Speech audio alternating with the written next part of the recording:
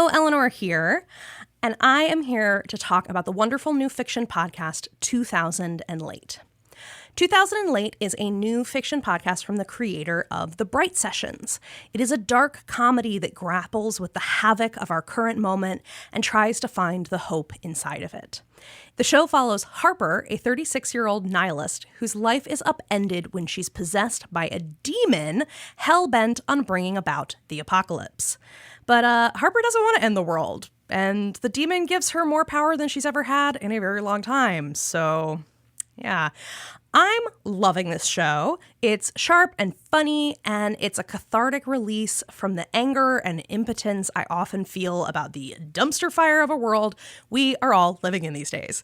It's unapologetically angry, surprisingly tender, and deeply entertaining. I think that 2000 and Late is ideal for fans of Fleabag or Killing Eve, Jennifer's Body, Yellow Jackets, Venom. So, yeah, let's go create some havoc. Oh, and also, Jeffrey worked on this. Jeffrey is the sound designer, and that's also really cool. So please go check out 2000 and Late wherever you listen to podcasts. Hello, listener. This is producer Jeffrey. Step into my time machine. Long ago, beginning in the ancient past of 2009, we made a show called Our Fair City. Now, Our Fair City is a sprawling, epic story set in the dystopian future of Hartford, Connecticut. A climate disaster made the world outside a frozen wasteland. What remains of humanity lives inside in a largely subterranean city governed by the remains of an insurance company. Now, Our Fair City is darkly funny. You'll meet mad scientists, lightning riggers, the woken dead, giant ants, time travelers, and mole people. We are currently re-releasing Our Fair City weekly, so this is a great time to join us for a romp through the tunnels of HartLife. After today's episode, we'll be sharing a trailer for the show. I hope you'll check it out, and I would love you to join us in our listen of Our Fair City, found wherever you're listening to this podcast right now. Hello, this is Jeffrey. And this is Eleanor. Have you visited our website recently? It's unwellpodcast.com. I wanted to remind you that that is the hub that we use to collect all things Unwell in one place. We have transcripts to every episode in case you want to read along or double-check something you heard. There's info about our cast and crew. You can also find information about how to support us on Patreon. And if you want, you can check out our awesome merch store. You can also find links to our advertisers. As an independently produced show, we really rely on our listeners, like you, to help us succeed. So whether that's supporting us on Patreon, simply telling a friend about the show, your support really makes this all possible. So check out our website, see all the things we've got to offer there. One more time, that's unwellpodcast.com.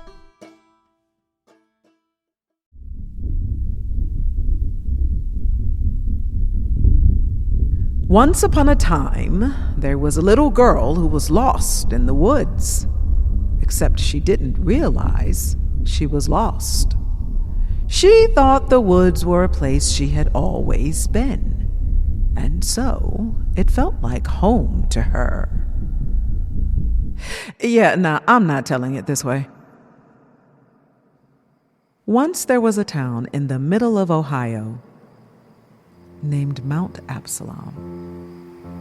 Mount Absalom felt similar to most Midwestern towns, a small and quiet community made of people whose families had been there for generations, and some who had just arrived recently. It was a town of record stores and ice cream shops, a town that loved the night sky and put on a festival each year in honor of the celery crop. It was also a town filled with ghosts. Until one day, when it wasn't. Lily? Lily Bell? Are you in there? Say something! Lily!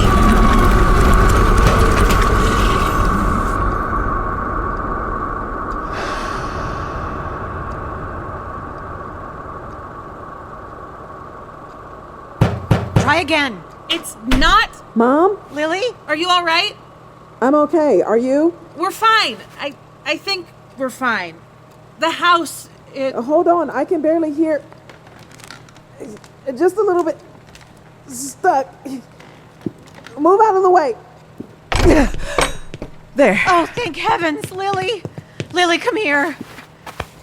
I was so afraid. I know, Mom. Don't you ever, and I mean ever, disappear behind a supernatural basement door again. Do you hear me? Yes, Mom. You can smoke pot and go street racing and hang out at strip clubs all you want, young lady, but no more visits with ones who bloom. Are we clear? Okay, Mom, okay. Wait, what happened up here? Where's all the water? Yeah, things got a little weird up here. Weirder. Fenwood shifted a bit. No, that's not it. What's the word? Shit. Shuffled. Oh my god, everyone in the... Abbie? Chester? Is everyone okay up there? Like we were inside a cube. Puzzle cube. A Rubik's Cube. Abbie! We're fine. The attic walls, Chester's trying to calm everyone down. An angry 8-year-old with a Rubik's Cube. It got cramped. I thought we were going to be... But it stopped. It went back to normal. And the water? Drained away. I don't know where. There's gonna be so much fucking mildew in the walls. Gonna cost a fortune to clean it up. Thanks for nothing, Blooms. Mom, it's dry. What? Feel the rug. Lily, what happened to your shoes? Not important. Feel the rug. Huh. How did... Okay. Fine, then. Okay, you temperamental son of a bitch. Thank you for not filling my house with mildew. And for not crushing everyone in the attic. And for giving my daughter back to me, safe and sound. I don't think he can hear you, Mom. He hears me just fine. Don't you, Blooms? No, Mom, I mean that... Lily, is he gone? I don't... It's hard to... Did Silas? No, it's not like that. They're not gone exactly. They're at rest. For how long? I don't know. Forever? Mom, I don't know. Blooms and Silas, they needed to speak with each other. They needed to listen to each other. And they needed to rest. All of them needed to rest. Is this over then? Are we safe? Maybe. I doubt I need to remind anyone here that safety is both an imperfect expression of risk probability and relative to changing circumstances. Thank you, Abbie. That's exactly how I was going to say it. So you're just a fucking house now? You're just someplace I'm supposed to fucking live. Is that okay with you? Let me think about it. And the basement is just a basement? And I'm just an old woman who lives in an old house? Wes isn't coming back, is he? I'm sorry, Mom. Hello? Can I start bringing people back downstairs? Yes, Chester! Tell them single file, hold the hand railings, and I'm going to be checking bags when they leave. Mom, you can't just kick them out. No? Why not? Look out there, Lily Bell. It's not just the house, it's everywhere. She's right. The water's receding. I don't understand why it's dry in here, but soaked out there. Because the water in the house wasn't water. It was Blooms. Is that somebody's car stuck in that tree? Lily! You're okay? I'm so relieved. I'm all right, Chester. As well as can be expected. So you stopped him. You defeated Silas. I don't want to call it that. We don't have to worry about him anymore. Plenty else to worry about, though. 99 problems, and the Revelator ain't one. My God, look at all the... What am I supposed to do now? Not what one wants to hear from the acting mayor, Chester. We've never had a disaster of this scale before. I don't know what comes next. There are other places that go through this a few times a year, Chester. You fill out forms, you make phone calls. It's a process. That part I know. I'm not talking about the paperwork. I'm talking about what happens to Mount Absalom. I hear you, but maybe answer the first question before you think about that one. You're right. One crisis at a time. I should get started. We'll get started. You're not in this alone. Thank you, Dot. No heavy lifting, though. Of course not. And I don't do windows. Take care, Dot. You too, Chester. Is that my car? After the ghosts disappeared, the waters flowed back into the earth or evaporated into the air. The wolves wandered off into the forest. The diner and a few other buildings nobody had thought about for years faded away until it was like they'd never been there in the first place. And the people of Mount Absalom asked themselves what sort of town they should continue to live in. So this is the August Lodge. Abbie! Hello. Welcome. Fairly typical architecture and interior decor for a building of this function. I'm surprised there isn't a taxidermied bear's head over one of the doorways. Oh, no, we haven't had one of those in here since 1987. My instincts are as sharp as ever. I wasn't sure if you'd come. I wasn't sure why you'd invited me. I know that the lodge was one of the few places in Mount Absalom you hadn't been given a chance to examine. For obvious reasons. How is Hazel, by the way? The doctors and Julian are doing their best. So she doesn't know I'm here. I don't believe it would help her recovery. And it's not her decision to make. You deserve to see all of Mount Absalom, not only the parts Hazel said you could. Look at you. Town mayor and head Delphic all in one. For now. You're aware there's a very dark history of what happens when you give one man too much power. About that. Over here. I don't disagree with you. That's why, once we're done converting the August Lodge into the new town hall, I'll begin taking steps to dissolve the Delphic Order. To do what? Shh. Please, please. I haven't spoken to any of them about this yet. Why are you telling me? I can't talk to anyone else. I haven't even told Lulu yet. I don't understand, Chester. What prompted this? I've given it a lot of thought the past few weeks. About everything Lily told me she experienced while down in the well, everything you tried to tell us when you first arrived, all of the truths that Hazel hid because my father hid them because the Delphics refused to accept them. The Order was founded to save us from the doom of the Revelator, and all our secrets nearly destroyed us anyhow. That's enough. Silas is gone and our work is complete. Time to close up shop. So that's it. That's it. I can't believe I'm about to say this. Chester, you can't dissolve the Delphic Order. What? I just explained. Yeah, I heard you. The mission statement said you were set up to fight Silas, and Lily took care of that for you. Well, yes, credit where due, of course, but... But what were you all doing during the decades while you waited for the battle to start? You organized town bylaws. You held bake sales at the school. You organized the celery festivals and the hayrides and the craft fair. Crafternoon. You really want me to... Fine. Crafternoon. The Delphic Order owes Mount Absalom a few more crafternoons. That wasn't our purpose, though. That was, if we're being honest, that was a cover story, I guess you'd call it. You say that the Delphic Order was founded to save Mount Absalom from doom. What do you suppose happens to a small Midwestern town in the aftermath of a flood crisis, whose Keystone celery soda manufacturer burned to the ground months prior? It's not as flashy as a vengeful preacher ghost, but I can tell you it still looks an awful lot like doom. My God. There's only so much D'Souza's and the Golden Groove can do to fill the gap. What am I supposed to... But there's good news too, Chester. Mount Absalom already has an organized network of dedicated volunteers ready to do the work of getting the town back on its feet, as long as someone doesn't do something knuckle-headed like dissolve it. I know what the Delphic Order was for. It can change. You did. Did I? You must have. I don't dislike you as much as I used to. Maybe you're the one who changed. Like there was anything about me that needed to. You make a good argument, Abbie. I know. I wouldn't have said anything otherwise. I don't suppose you have any other ideas you'd like to share? On community improvement, business development, and civic infrastructure? How many notebooks do you want to look at? All of them. Please and thank you. Let's get lunch before I leave, then. You're leaving? In a few days. That's the first time I've said that out loud. That might have hurt a little. You don't have to go. No, I should get some distance.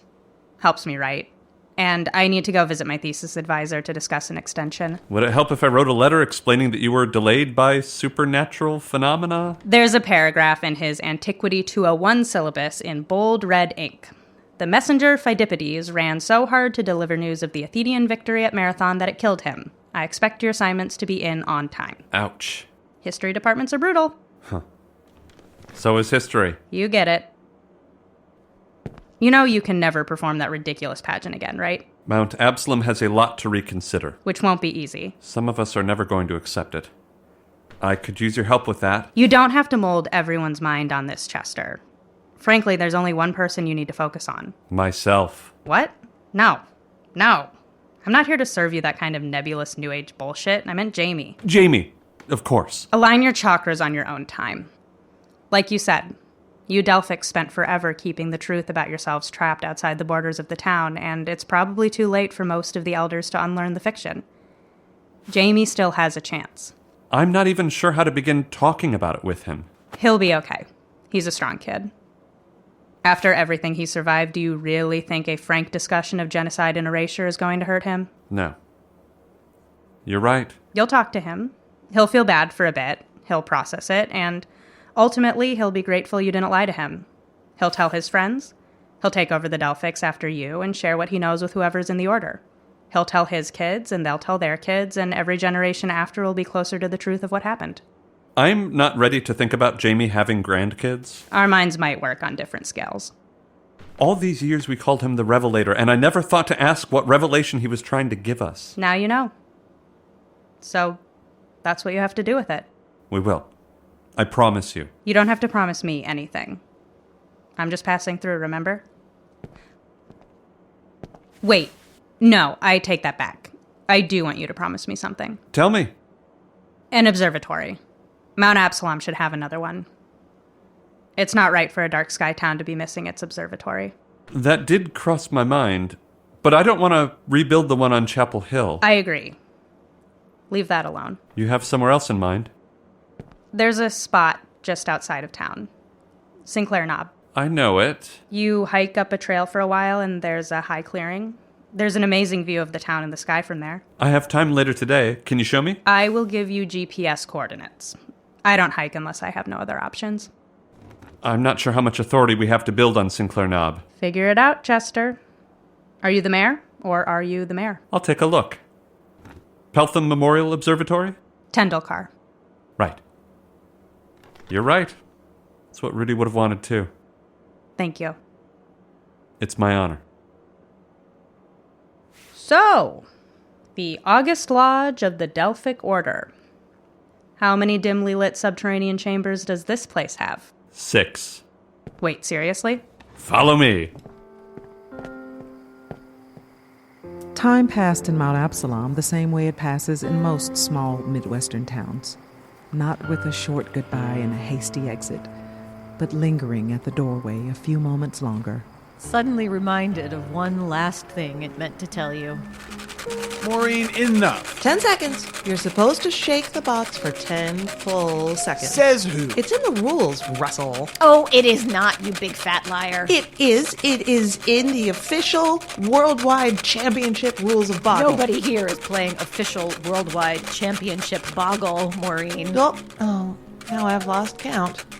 Guess I'll have to start over. For fuck's sake. There. Scrambled. Done. Play. Timer or no timer? What are you talking about? I just wondered if, we should take our time instead of... I'm pretty sure the official worldwide championship rules say you use the timer. I think all Maureen is saying is that we don't want you to feel frustrated by the pressure. Don't fucking coddle me, either of you. Time starts now. Eat my dust, losers.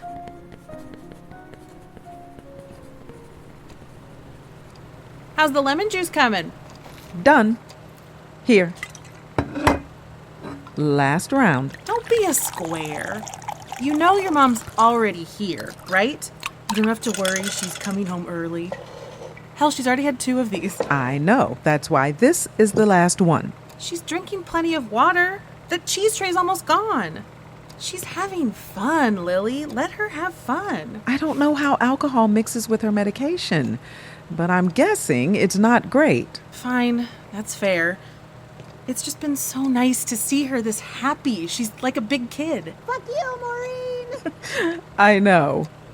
That's why she'll overdo it if I let her. Come on.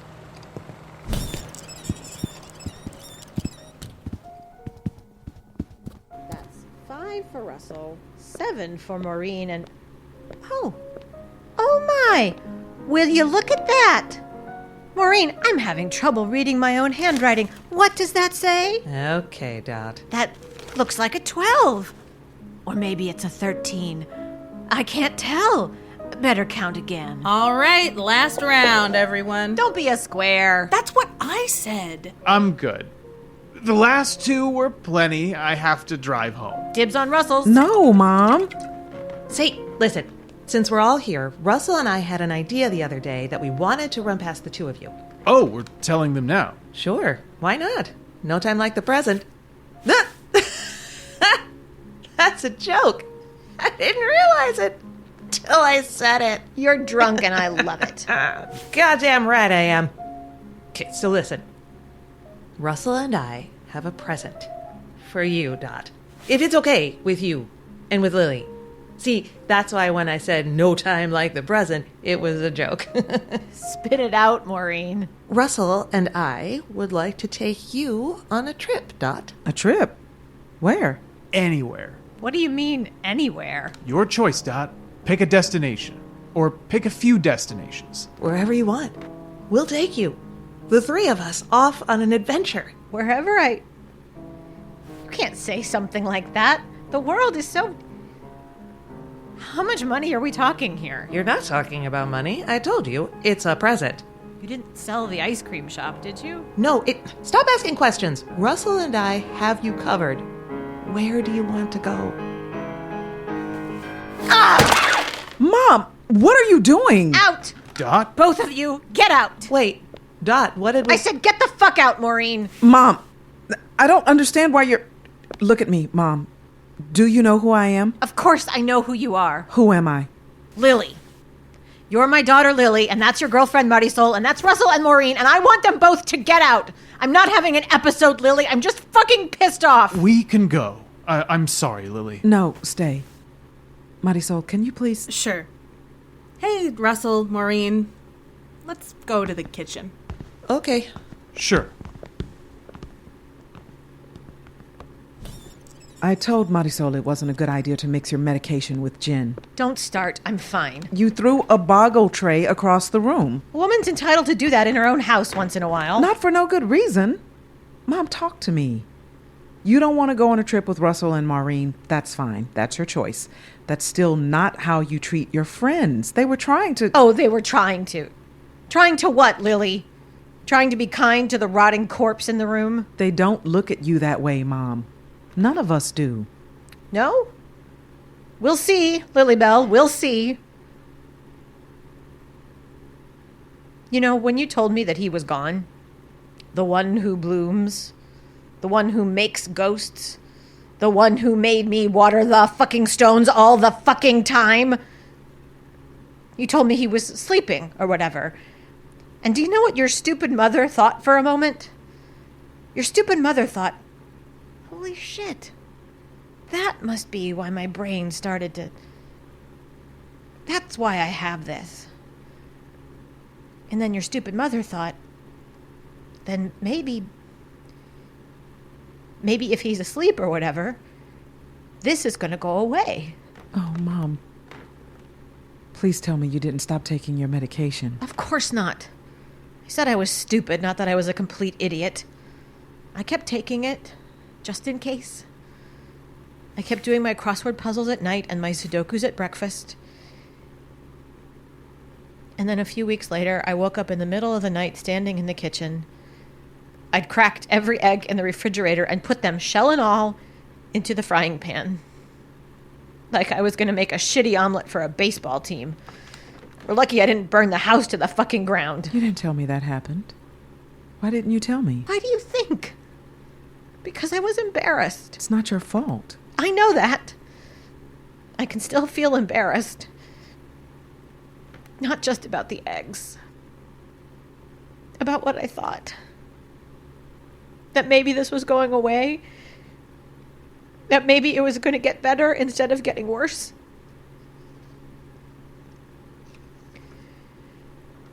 You think I don't want to go on a trip with Russell and Maureen? It sounds so wonderful, Lily. The three of us on a ship, maybe? Or taking a train through Europe? having a few bottles of wine some Saturday afternoon and trading stories about our kids, offering to walk Russel back to his room and then inviting myself in for the evening. Mom. What? We're all thinking it. He's being too much of a fucking gentleman about it, but anyway, it doesn't matter, Lily. I'm not doing that. But why not? It sounds amazing. Because I'm not going to make them deal with me on a bad night. You don't want them to see you when you're... I don't want to be a burden to them while they're trying to enjoy themselves. I refuse to. Oh my God, Mom. Listen to me.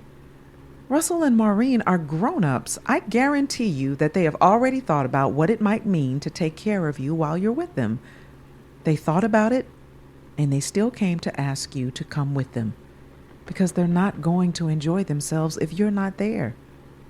Does that make sense? Yes. They love you, Mom. They are going to love you, no matter what you look like and no matter how bad it gets. And I know that because I've been with you when it happens. And I don't love you any less either. Oh, Lily. Oh, shh. It's all right, Mom. I'm going to go away. Good. Yes. Go with them. No. I mean that I'm going to leave you. I don't want to leave you, Lilybell. Please tell me that I'm going to keep you. I don't care what else goes away. I don't care if we go to every wonder of the world and then I come back home and forget I saw any of it. I don't care if I forget my own fucking name. You, Lily. My beautiful, precious Lily. Please, let me remember you. Until there's nothing left of me, please let me remember you. I'm here, Mom. It's me. It's Lily. It's Lily. I'll be here for you. Always, Mom.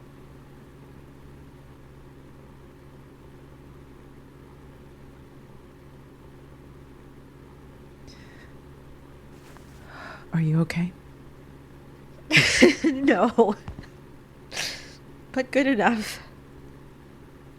Send them back in if they're not terrified of me. You're Dot Harper. All of us are terrified of you. I love you, Lilybell. I love you so much. I love you too, Mom. I'll send you postcards. You'd better. More time passed. Mount Absalom, a town where the ghosts had once walked freely through the streets and celery fields, grew accustomed to being nothing more than itself. Its people could feel that something wonderful had been lost, but they could also feel that something heavy had been lifted. Where there once had been mist, there was clarity. A town need not have ghosts to be haunted. But a haunting need not be a curse either. We got another postcard. Where from? Greetings from Cleveland, the forest city. Uh-huh. I put it up on the fridge next to Cincinnati and Toledo. And the postmark? Faded a bit. Might be Tokyo. Lord, the three of them loose in Japan. Coming this way. Godzilla! Run for your life! No letters from Russel or Maureen, though? No. Probably a good sign. Probably. She's fine, Lily. I'm sure she is. This must have been what it was like when I'd be late getting home from a movie. You weren't going to movies on the other side of the world. You know what I mean. She's fine, Lily. I'm sure she is. But someone's walking up the driveway. Does that look like... A man with 2 dogs? Yes. You said Silas was asleep. So maybe it was only a power nap. Hello? Hello? I can see you. Who's there? Lily? Yes? Hello, Lily. I'm Theodore Wesley. You can call me Wes. Wes? Is that really you? No, it's not really me. I was never really me, Lily. You can call me Wes. May we speak? Oh, hello there. Hi. Yes, I do see you. Hello. These aren't Silas's dogs? No, his were bigger. One is Pharaoh, one is Harper. Harper? Names that were important to Wes. When Wes was Wes. When I was Wes. May we speak, Lily? Isn't that what we're doing? Elsewhere. Alone. A walk, please. Walk with you where? Not far. The woods. Lily, I don't know about this. He doesn't sound like Wes. I'm not Wes. You can call me Wes. See? Would you feel safer if I wasn't Wes? No. I'm glad to see you. Please walk with me, Lily. Lily, don't. It's all right, Marisol. He's not Wes. I know that. He's Wes enough. I'll be back, Mari. I promise. This is the last time I agree to this. Marisol, What? please tell Spikes that I'll miss her. Who exactly am I telling her said that? Please tell her I was Wes. All right. I can do that. Goodbye, Marisol. Goodbye, Wes. Once there was a young woman named Lily Harper. And one night, she walked into the woods with the last ghost of Mount Absalom. I can't feel Dot. Did she depart? Not in the way you're asking. She's only going to be gone for a little while. I'm sad not to see her again. Then you're not back. Back. No. I'm here only to speak with you. And to walk again. See the sky. There's so much sky. How are you? Are you asking Wes? I'm asking you. I'm asking all of you. I am resting, as you said I should. Are you healing? It will take time. There was so much sadness, so much anger, so much pain. I'm sorry. Such a short time for us, but so much to learn. There were lives that were stories. The stories were yours, and the memory of the stories became ours. I put the memory of the stories back among you to give you peace, to give you meaning, to give you happiness, to give you connection. I wanted you to have the shape of what I'd once known. I did not understand. The longer a memory lives, the less like itself it remains. Yeah, it's never your memory alone. Everyone who passes through the memory has their own story about it. The stories passing through other stories. The stories becoming other memories. There's never one true memory. There's never one true story. There isn't. We do the best we can with the memory we have. So much to learn. What will you do now? No more than this. I will rest. I will heal. I will hold my memories within me. This echo of Wes will walk occasionally and listen to the story that is told of Mount Absalom, that is told within Mount Absalom. Wes will hold the memory of the story, and when I awaken, Wes will be here to tell me. He will tell anyone who still lives here that story as well. So you will come back? I might. When? I don't feel we'll meet again, Lily. That long, then. Can I hug you, Wes? I'd like that, Lily.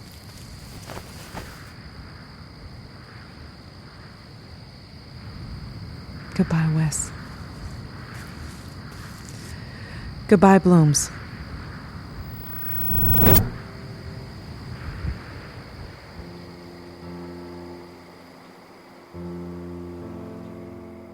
And Lily Harper walked back through the woods to what remained of the house where she had once been a child. She nestled into the arms of her lover and gazed out the window at the stars above them. Her mind drifted back and forth between memory and speculation, between old ghosts fading away and new horizons coming into view. She thought of the people she'd lost, the people she'd gathered, the ones who had only ever been passing through. She imagined the days passing into months, passing into years, the way that well springs cut rivers through rock and carried the past away in their currents. Lily floated for a moment upon the churning surface of those waters until she finally fell asleep. And I believed, for perhaps the first time in my life, that I was home.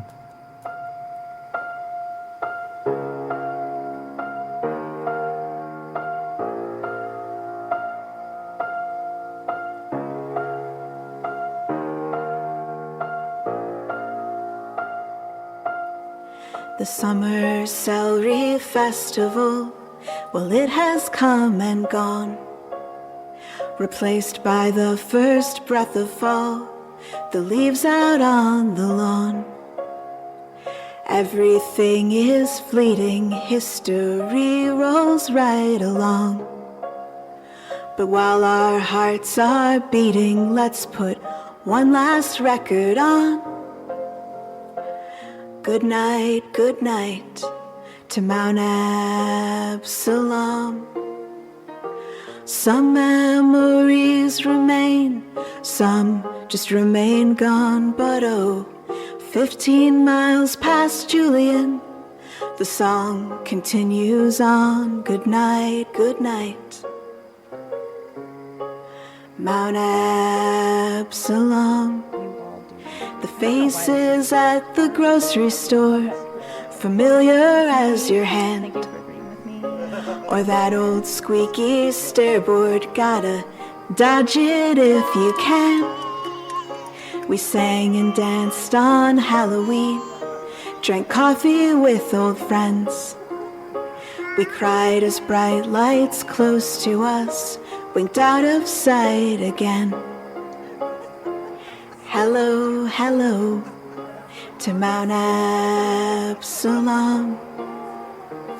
Some memories remain, some just remain gone. But 15 miles past Julian, the song continues on. Hello, hello to Mount Absalom. A homemade welcome casserole, the sense that we've been blessed. The house above the graveyard, with room still for new guests. Now kids are drawing mazes, and the stars shine on the hill. And something deep amazes me about this old place still. Good night to Mount Absalom. Some memories remain, some just remain gone. But like the celery and the sky now, I'm here in storm and calm. Good night to Mount Absalom.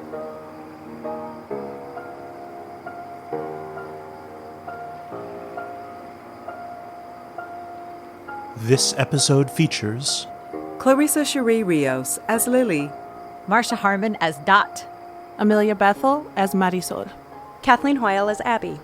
Pat King as Chester. Clint Worthington as Russel. Corrbette Pasko as Maureen D'Souza. Michael Turrentine as Wes. Written by Bilal Dardai. sound design by Jeffrey Nils Gardner, directed by Jeffrey Nils Gardner. Music composed by Stephen Poon. Assistant Director, Lauren Grace Thompson. Recording Engineer, Mel Ruder. Associate Producer, Ani Enghdahl. Unwell Lead Sound Designer, Eli Hamada McIlveen. Producer, haydée souffrant. Executive Producers, Eleanor, Hyde, and Jeffrey Nils Gardner. By HartLife NFP. And a huge thank you to our supporting producers from Patreon: Adam Goodman, Steve Diamond, Alexi Feller, Calico Davis, Caitlin White, Megan McLean, Nick Keenan, and Stephanie Cross. HartLife wishes to acknowledge that the land where we live, work, and tell our stories is occupied land. Unwell takes place in southern Ohio, which is the territory of the Miami people. Unwell is produced in Chicago, Illinois, which is the territory of the Peoria, the Potawatomi, and the Miami peoples. Good night, good night. To Mount Absalom, good night, good night. Mount Absalom, good night, good night. To Mount Absalom.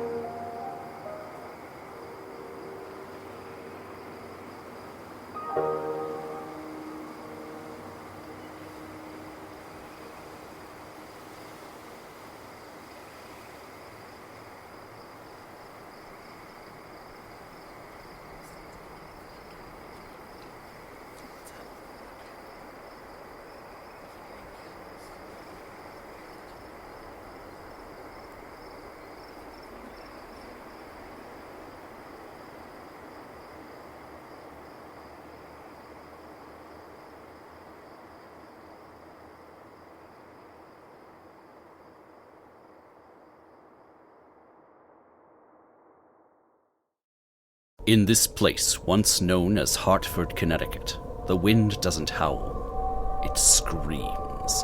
That screaming wind careens maliciously across the vast tundra until it breaks against the side of a monolithic structure. The HartLife Tower, former home of the HartLife Insurance Company. Dear listener, these are the true dramatizations of our fair city's glorious history. You will meet the brave bureaucrats that keep us safe and orderly. Sorry for the confusion. MURDER is actually an acronym for our department. An unfortunate coincidence. The abominable mole people who dig the tunnels that keep us warm. They don't exist. There's no such thing as ant people. Mole people. And the most dangerous villains of all. Scientists. I swear, I'd forget my head if it wasn't sewn on. To say nothing of lightning riggers, time travelers, and simple interns, every policy has a story to tell. Join us, dear listener, for the tale of our fair city, wherever you listen to podcasts. And remember, you owe everything to HartLife. All the life you'll ever need.